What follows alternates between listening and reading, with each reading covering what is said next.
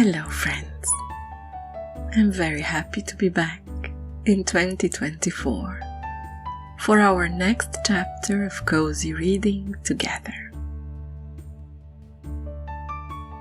My little break from filming right after the adventures of my yearly Advent calendar series has meant time to reflect.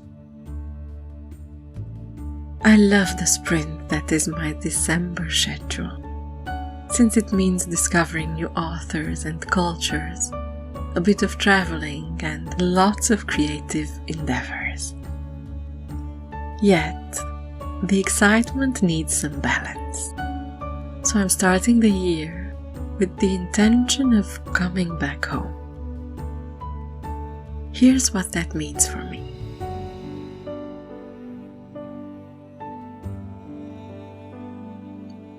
Firstly, it's a very literal coming back home. Traveling less and enjoying the comfort of my interior is my first step into well-being. January and February are still winter months in my book, so a little hibernating and replenishing my energy levels in preparation for spring is a must for me. It's also the perfect moment to bust out the Christmas gifts. I love my new pillowcases that set the intention for me every night. Sowing flowers and harvesting dreams. Such a lovely motto for this year. As is the simplest of house cleaning gestures, like opening up a new fancy soap for the bathroom, or setting up a brand new perfume diffuser. There are days when taking care of my home means scrubbing and vacuuming, and other days I can only muster the energy of changing the bar of soap. Nevertheless, the joy that this brings is infinitely more important than a picture-perfect house. Home also means my modest yet mighty little balcony garden. Some things need tending right away. Others are the fruit of my late autumn endeavors, like this bulb lasagna that is just ready to burst with hyacinths, daffodils and tulips. By this time, my excitement levels for the new gardening season are through the roof. And this year, I'm taking inspiration from two lovely gardeners and writers.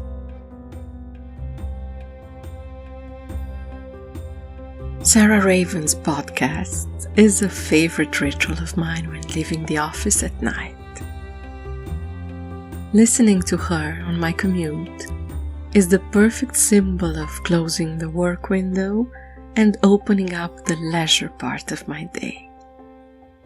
You can imagine my excitement when I stumbled upon one of her first books in its French translation, The Cutting Garden, Growing and Arranging Garden Flowers.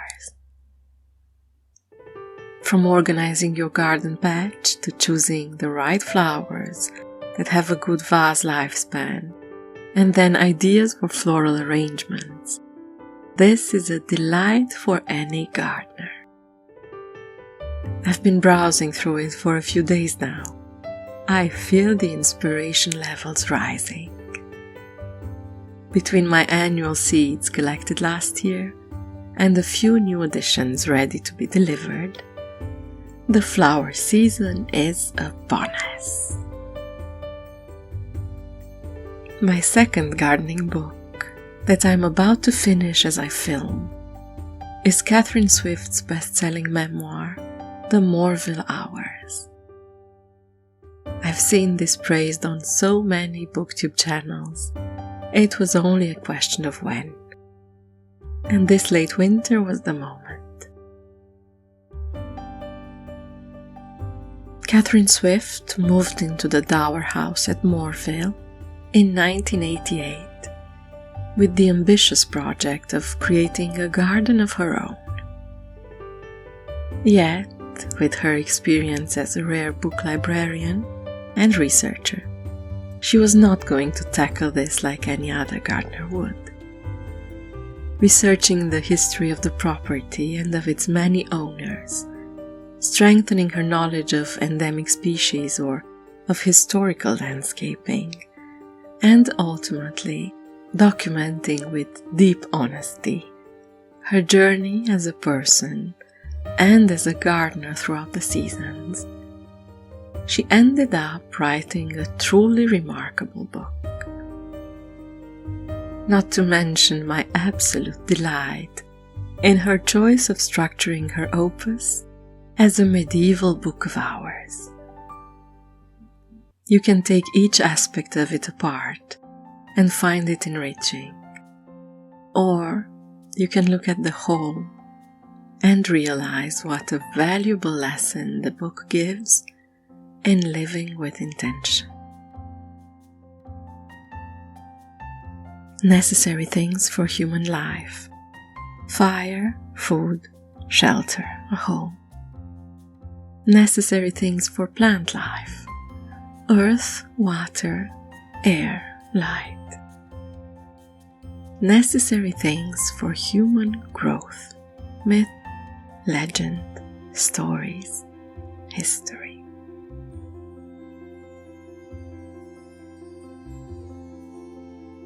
One of my reading intentions this year, somewhat in line with this reading my way back home theme, is dedicating more of my time to French authors. I find that the diversity of my reads has somewhat pushed me away from what I consider to be familiar, thus less exciting, towards the exotic unknown of lands I only dream of. So I've started small, 2 essays with very different subjects. Sylvain Tesson has been at the heart of a controversy these past few weeks here in France, but I'm not here to talk politics. What you already know from last year's January video is that I love his writing, and this time I chose one of his older essays, Sur les chemins noirs, translated into English as On the Wandering Path. After traveling the world and documenting it, Tesson fell from a rooftop after a night of heavy drinking. His miraculous recovery was the sign he needed, not only to address his drinking problem, but also to explore the one part of the world he ignored the most, his own country.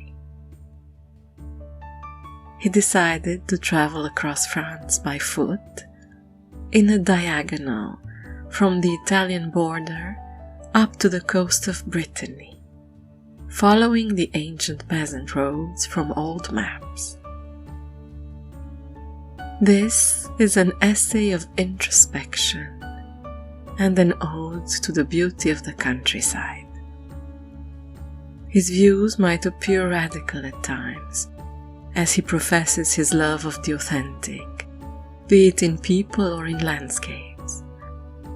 And while I'm slightly less inclined to idealize an off-grid life, I loved the time spent reading about his reconnection to a land and a soul he had forgotten.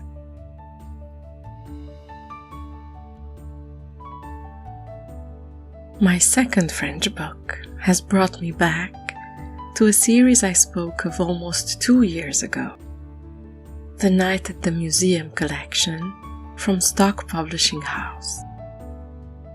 My first read from the series was Yakuta Alikavazovic and Her Night at the Louvre. I'll leave a link to it in the description box. I chose to follow it with best-selling author and Goncourt Prize winner Leila Slimani and her experience spending a night at the Punta della Dogana Museum in Venice.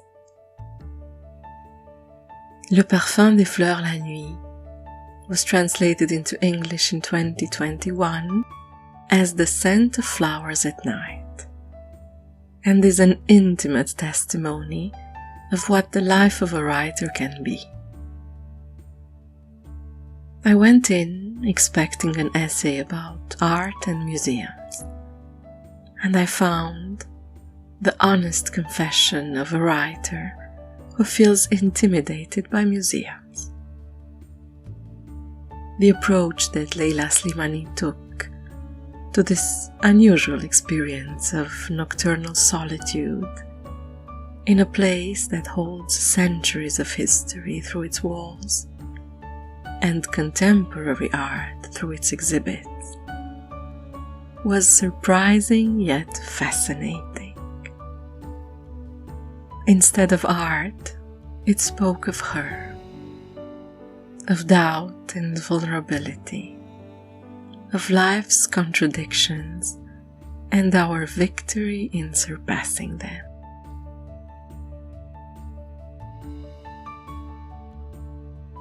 Sometimes I tell myself that if I were to speak to no one, if I were to keep my thoughts all to myself, they wouldn't seem so trivial as they do when I share them with others. Conversation is the enemy of a writer. We should keep our peace, take refuge in a profound and stubborn silence. If I were to become completely mute, I would be able to cultivate metaphors and poetic momentum like others grow flowers in greenhouses. If I were to become a hermit, I could see things that mundane life prevents me from seeing. I would hear sounds that daily life and the voices of others cover up. It feels that living in this world, our secrets get divulged. Our inner treasures become dull, as if we were breaking something that, if kept secret, could make for a great novel.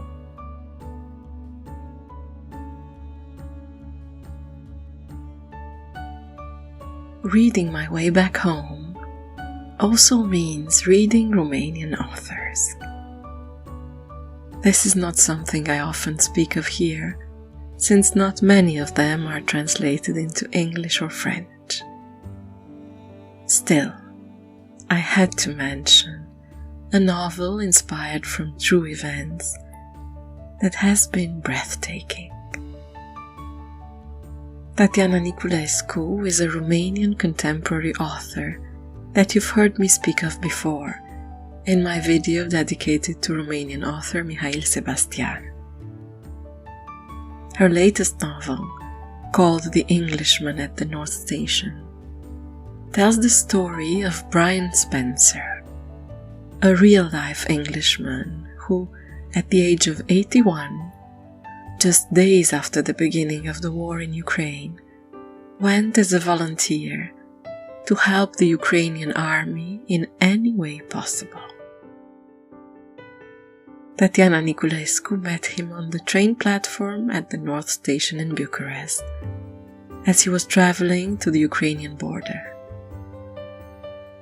In a life story spanning from his own father's death in World War II to his own military career as a Royal Air Force pilot in the Balkan Wars, the book refreshes our memories of major historical events. However, the human values it speaks of are the most valuable aspect of the book.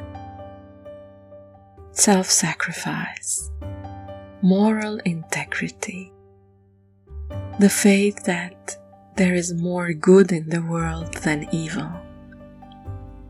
This is a book to remind us that all of our gestures can make an impact in the world. I hope it will be translated one day, and in the meantime, I recommend it for those who can read it.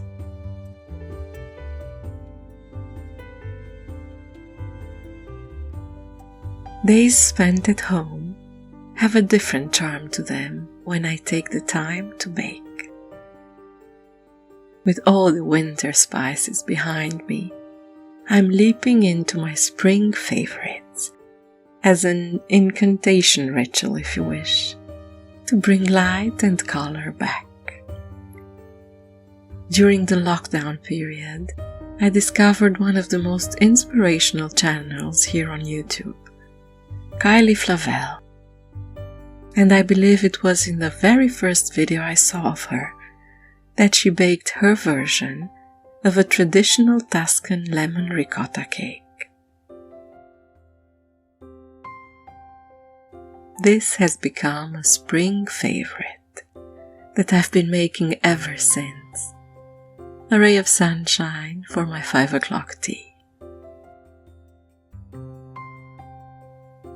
I'll link her video in the description box and her website for the full recipe.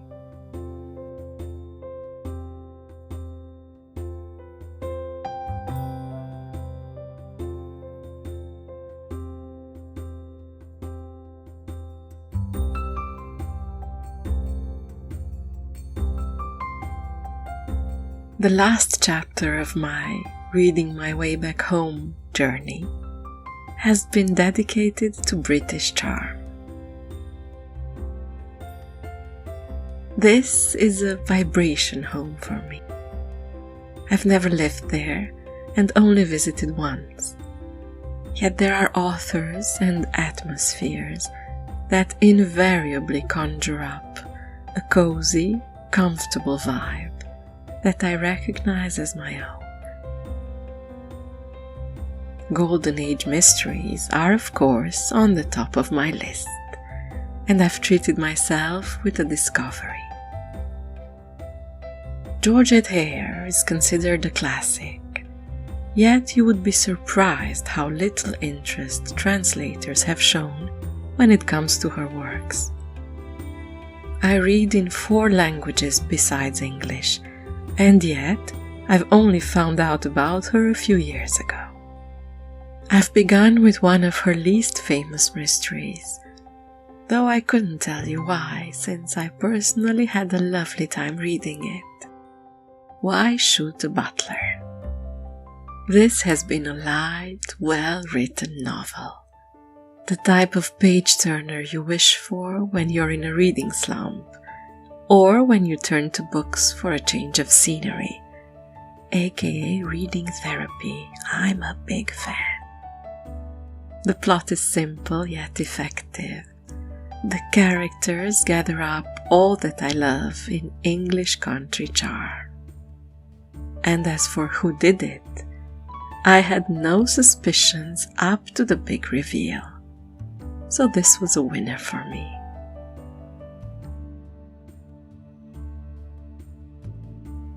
And lastly, I've continued my dive into the Cazalet family saga with Elizabeth Jane Howard's second novel of the series, Marking Time.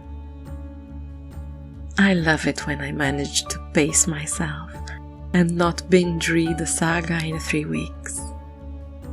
It's been almost a year since I read the first one, so I did good. The same elegance in the writing that I so enjoyed in the first one, as well as a deeper profiling of the characters since the children have become teenagers and young adults, with the right amount of tension brought on by the war in the background.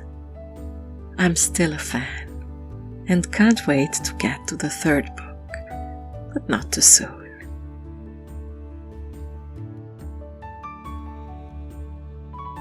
This has been an overview of my reading mood at the start of the year. But there are changes in the air. The days are starting to get longer, the temperatures are rising, I predict a change in mood until our next encounter. I hope your reading is going well. I hope your books bring you comfort and joy, and that your daily rituals are inspired by all that you encounter. Until next time, enjoy your reading and your rituals.